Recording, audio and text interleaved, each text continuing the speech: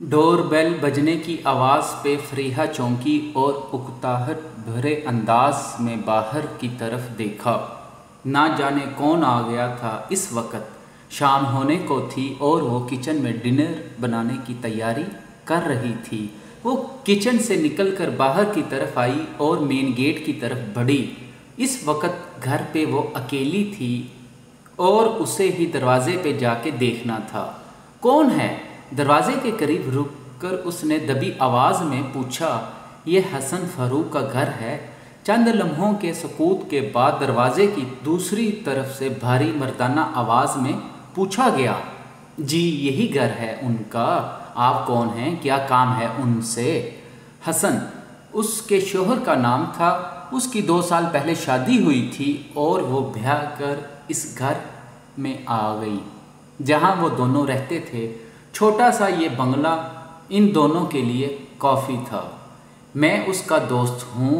हम कॉलेज में साथ पढ़ते रहे हैं। आमिर नाम है मेरा। उसने कहा तो फरीहा तज़ब्ज़ब में पड़ गई कि दरवाज़ा खोले या नहीं। हसन घर पे नहीं था। देखें मेरे शोहर घर पे नहीं हैं। बिलाखिर वो बोली। भाभी फ़िक्र ना करें, मेरी उससे बात हो गई है। वो बोला आते वक्त मैंने कॉल की थी उसे। वो कराची में है ना? हाँ फरीहा ने कहा और चंद लम्हों के तौक़ुफ़ के बाद दरवाज़ा खोल दिया। सामने लंबे कद और कदरे साफ रंगत का जाज़ब नज़र नौजवान कंधे पर एक छोटा सा बैग लटकाए खड़ा था। उसके चेहरे पे हल्की सी मुस्कुराहट थी। फरीहा को उसका चेहरा शनासा लगा। शायद वो उनकी शादी में आया था। अस्सलामु अलैकुम भाभी। शुक्र है दरवाज़ा खोल लिया आपने, वरना मुझे लगा यहीं से वापस लौटा देंगी मुझे। उसने खुशदिली से मुस्कुराते हुए कहा और अंदर आया। फिर ज़रा चौंक कर फरीहा की तरफ देखा। उसकी नज़रों में तब्दीली को फरीहा ने महसूस किया और वो कदरे बौखलाई। उसने दुपट्टा नहीं पहन रखा था और नंगे सर ही दरवाजे की तरफ आ गई। अब वो उसे गहरी नज़रों से देख रहा था। आ जाएं आप। वो उसे लेकर ड्राइंग रूम में आई। बैठ जाएं यहाँ, मैं आती हूँ। उसे वहीं बिठाकर वो अपने कमरे की तरफ आई और एक दुपट्टा उठाकर पहनना और हसन को कॉल मिलाई। हेलो, क्या बात है? हसन ने कॉल पिक करने के बाद खुरदरे लहजे में पूछा। कैसे हैं आप? फरीहा ने तहम्मुल से कहा। वो हमेशा उससे तलख लहजे में ही बात करता था। फरीहा को नहीं याद था कि कभी उसने नरमी से बात की हो। ठीक हूँ। क्यों फ़ोन किया है तुमने? जल्दी बताओ, मैं काम कर रहा हूँ, टाइम नहीं है मेरे पास। वो उकताए हुए अंदाज में बोला था। आपके एक दोस्त आए हैं और आमिर पहुँच गया वहाँ। हसन ने उसकी बात काटी। फ़ोन उसे दो। जी अभी आए हैं, मैंने ड्राइंग रूम में बिठा दिया है। फरीहा ने कदरे इत्मीनान से कहा। वो उसका दोस्त ही था और बात करके आया था। मेरी बात कराओ उससे जल्दी, हसन ने कहा तो फरीहा ने फ़ोन लाकर ड्राइंग रूम में बैठे आमिर को थमा दिया। वो दोनों आपस में बात करने लगे। लगता था काफ़ी बेतकल्फ़ी थी। आमिर उसे कई अलकाबात से भी नवाज रहा था। कई मिनट बात करने के बाद आमिर ने फ़ोन उसकी तरफ वापस बढ़ाया। वो सोफ़े के करीब ही खड़ी थी। फरीहा ने फ़ोन कान से लगाया। सुनो, हसन कह रहा था, ये मेरा बहुत ख़ास दोस्त है। मैं भी कई बार इनके घर जाता रहा हूँ। इसे यहाँ कोई मसला नहीं होना चाहिए, ठीक है? आखिर में उसका लहजा सख्त हो गया। ये शायद कुछ दिन यहीं रहे। तुम ख्याल रखो उसका, तब तक मैं भी आ जाऊँगा। ठीक है, फ़िक्र ना करें, मैं उनके लिए गेस्ट रूम खोल देती हूँ।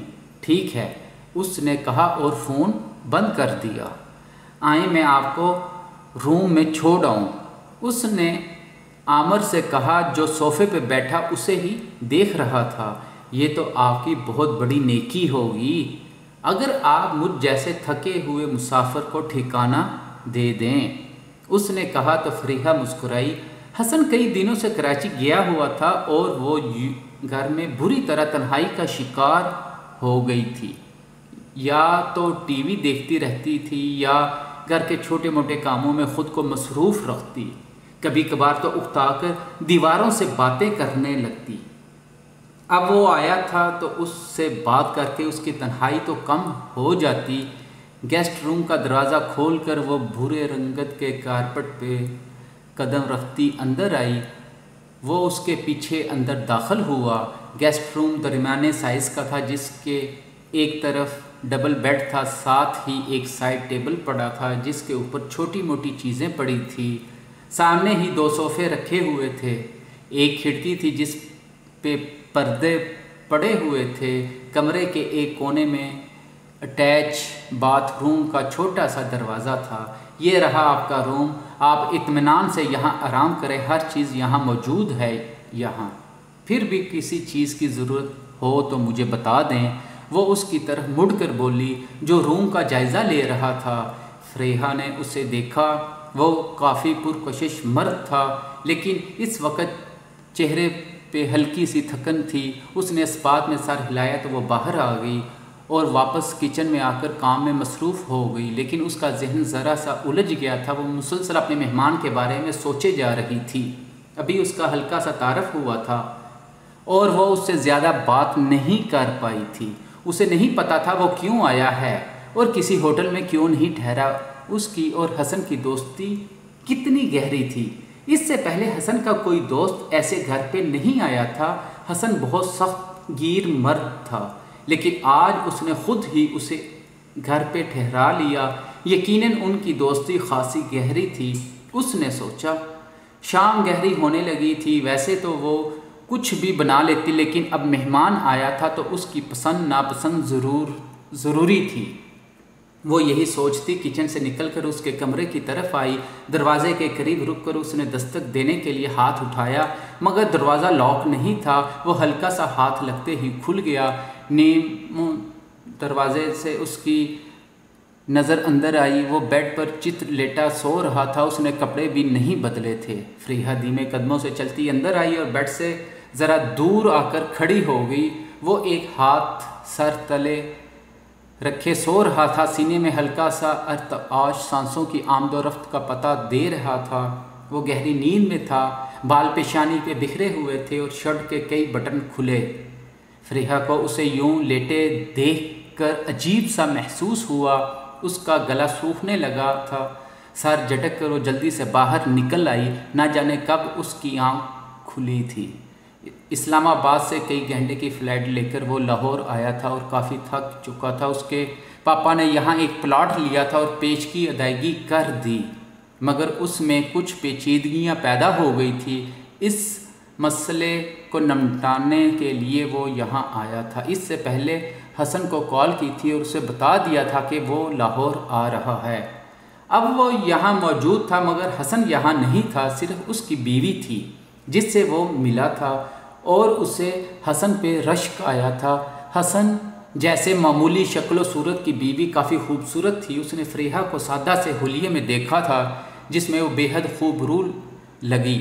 اس نے دوپٹہ نہیں پہن رکھا تھا جو جوان بدن کی اٹھان نے عامر کو چونکا دیا تھا۔ اسے یقین تھا اگر وہ بن سنور جاتی تو اس سے نظریں ہٹانی مشکل ہو جاتی۔ یقیناً اس گھر میں کچھ دن اس کے صبر کو آزمانے والے تھے۔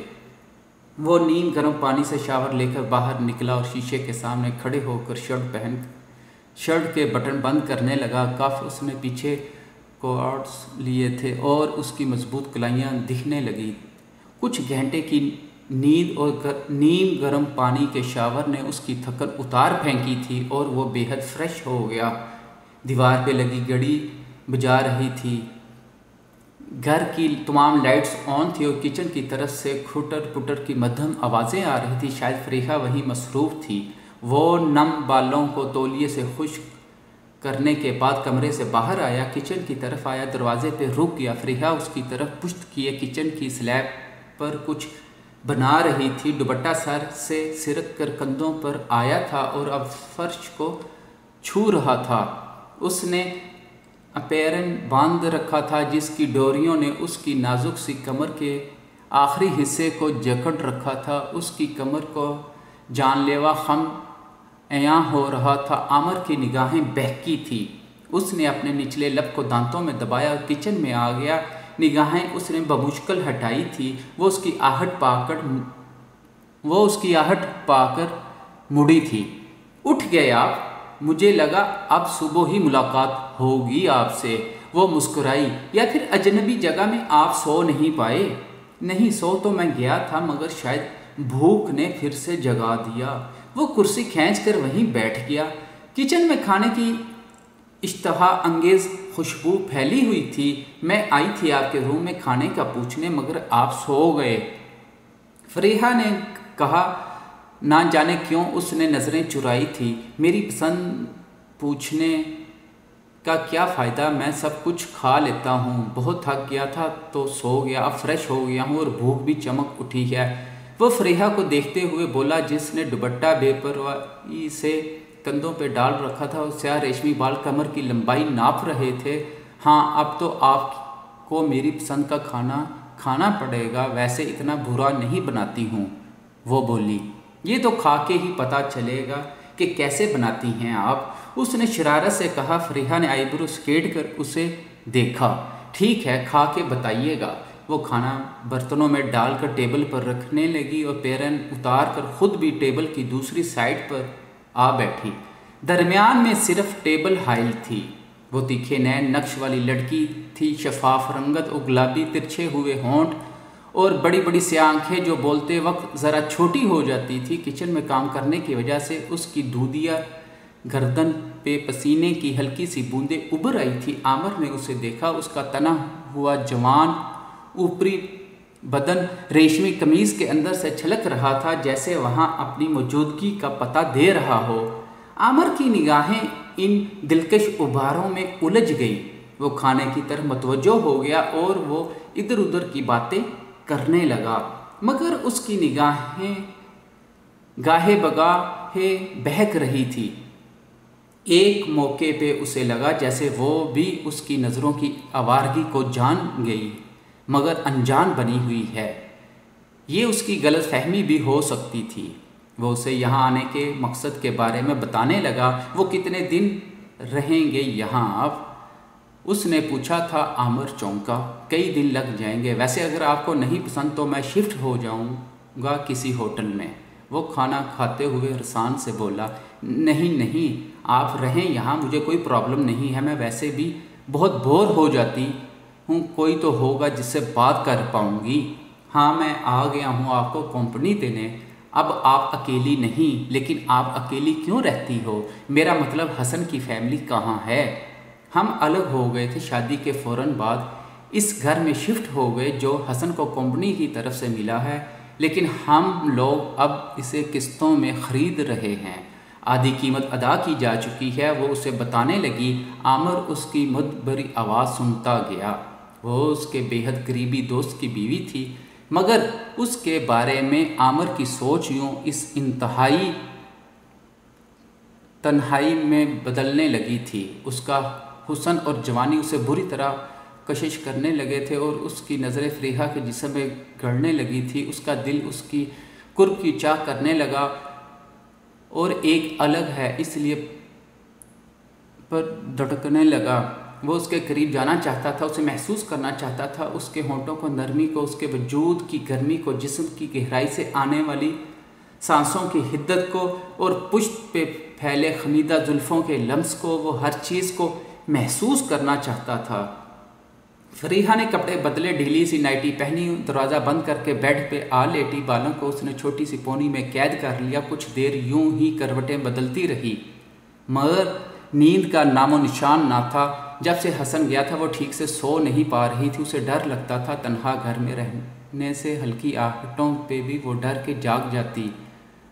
گو کہ حسن کا رویہ اسے ہمیشہ تضحیک امیز رہا، وہ بہت کم گفتگو کرتا تھا، عجیب مرد بیزار انسان تھا۔ فریحہ کو نہیں یاد تھا کبھی انہوں نے لگاتار 5 منٹ سے زیادہ بات کی ہو۔ اسے رات کو ایک خاتون کی کال آ جاتے جنہیں سننے کے لیے وہ چھت پہ چلا جاتا۔ اس نے کئی بار فریحہ کو دبے لفظوں میں باور کروایا اس سے شادی اس کی مرضی شامل نہ تھی۔ ان رات فریحہ نے رو کر گزاری تھی، پھر اپنے نصیب پر صبر کر لیا۔ وہ دونوں بس ضرورت کے تحت ہی بات کرتے تھے، لیکن آج اس کے جاگنے کی وجہ الگ تھی۔ عامر کو اپنے گھر میں ٹھہرا کر وہ بے چین ہو گئی تھی۔ وہ اسے نگاہیں بھر کے دیکھتا رہا تھا، اس کے اندر ہلچل سی جاگی تھی، وہ اسے منع نہیں کر سکی تھی۔ شاید جو محبت اور افسردگی اسے اپنے شوہر سے نہ مل سکی تھی، وہ کسی اور میں تلاش کرنے لگی تھی۔ اس کے بارے میں سوچتے سوچتے نہ جانے کب وہ سو گئی۔